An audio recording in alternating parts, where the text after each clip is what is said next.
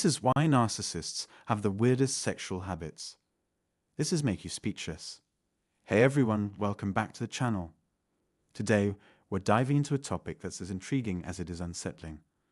Why narcissists have the weirdest sexual habits. Having a sexual experience with a narcissist can feel like sleeping with the devil himself. It leaves you questioning your attractiveness and self-worth, feeling like an object, and confused about what just happened. They never give you closure and make everything about themselves. So why is it so painful? Because of their bizarre sexual behaviors and habits, which we're going to unpack today. If you're eager to learn more and find this topic interesting, please hit that subscribe button before we begin. Your subscription helps spread awareness about narcissistic abuse and supports our mission to educate and empower. So, let's get started. Number 1. Excessive use of pornography. This isn't about personal preferences or debates on whether watching porn is right or wrong. Some couples enjoy it together, while others do not. The issue here is about being objectified and sidelined in favor of pornography. The narcissist chooses the artificial over the real, preferring strangers on a screen to the person sitting beside them, waiting for emotional connection. This behavior is non-consensual and dismissive of your feelings. They do it because they cannot connect with reality. Authenticity and vulnerability make them feel weak, so they retreat into their fancy world rather than being present with you. This isn't a reflection of your attractiveness or worth, but rather their inability to connect on a deep emotional level. To avoid facing their own suppressed issues, they belittle you, claiming you are not attractive enough or doing something wrong. The real reason lies in their emotional deadness and fear of genuine connection.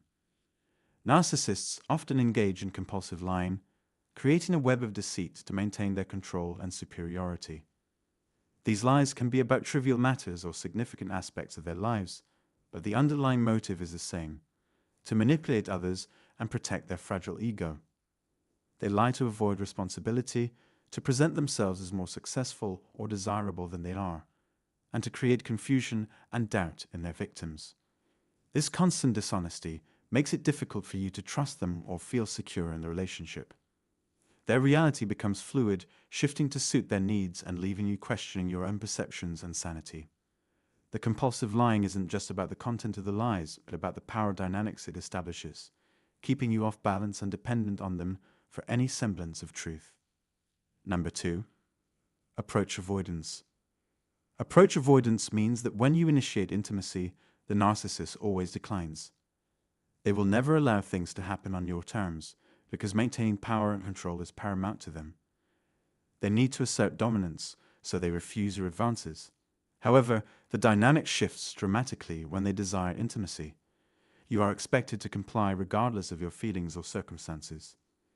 Even if you are recovering from surgery with fresh wounds, they demand sex without showing any empathy. If you refuse, they threaten to cheat, making it seem like your responsibility to meet their physical needs. But what about your needs? In the narcissist's view, they are irrelevant. You exist solely to satisfy their desires. Being constantly rejected and hearing no repeatedly makes you feel worthless and unattractive. You start to believe that something is wrong with you, whether it's your weight, appearance, or even your scent. These insecurities fester as they turn away from you, making you feel undesired and inadequate. Despite your efforts to change, losing or gaining weight, altering your style, or modifying your hygiene, the situation never improves. The problem lies not with you, but with their need to control and dominate. Number 3. Lack of intimacy and objectification. The third and most destructive habit is the lack of intimacy or treating your body like a toy. Many narcissists start with intense intimacy, making you feel a profound sexual connection. This early adoration is designed to make you crave the same intensity later, especially when they begin to devalue you. Initially, they seem affectionate and attentive, having mastered the art of making people fall for their facade.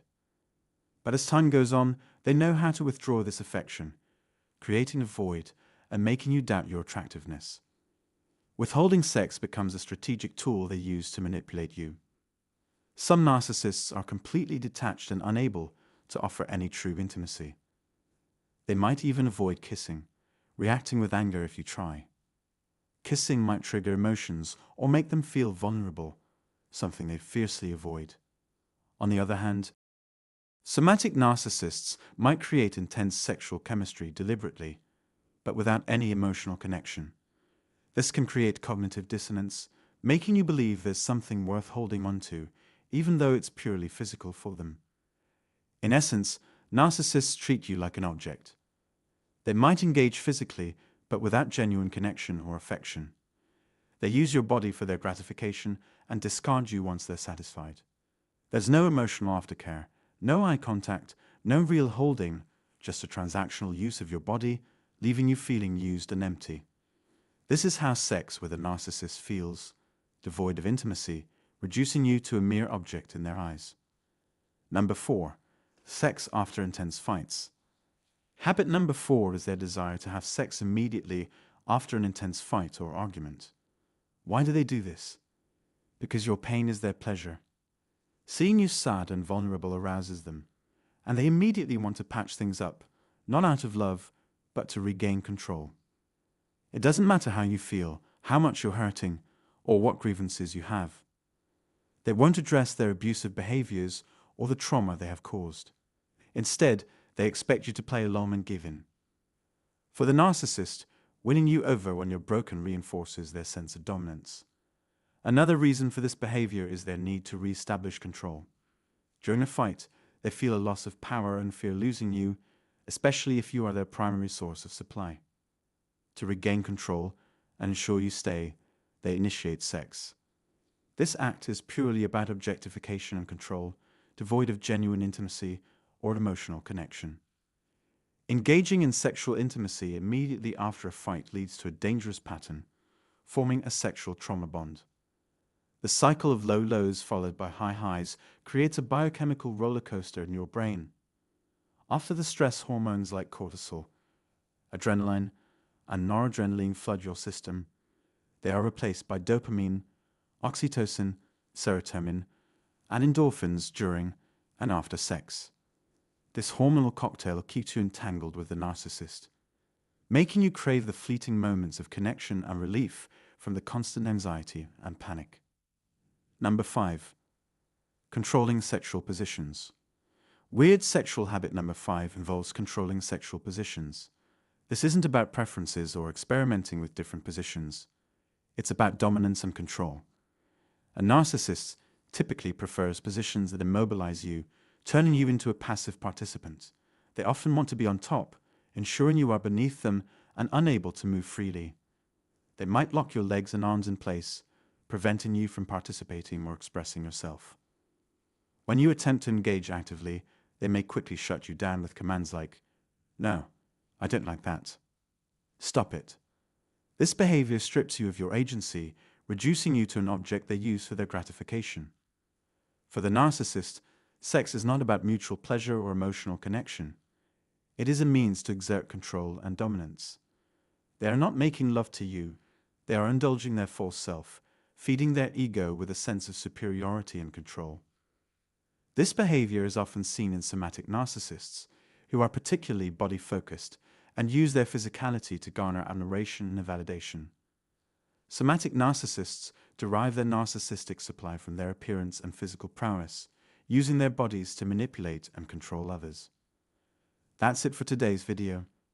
We've explored some truly eye-opening insights into the weird sexual habits and behaviors of narcissists. If you found this information valuable and want to learn more about narcissistic abuse and its effects, make sure to smash that like button and hit subscribe to join our community. And don't forget to drop a comment below sharing your thoughts and experiences. Have you encountered any of these behaviors in past relationships? Your stories might help others recognize similar patterns and take steps toward healing and recovery. If you know someone who could benefit from understanding these dynamics, be sure to share this video with them. Together, we can raise awareness and support those affected by narcissistic abuse. Thanks for watching, and until next time, take care of yourselves and each other.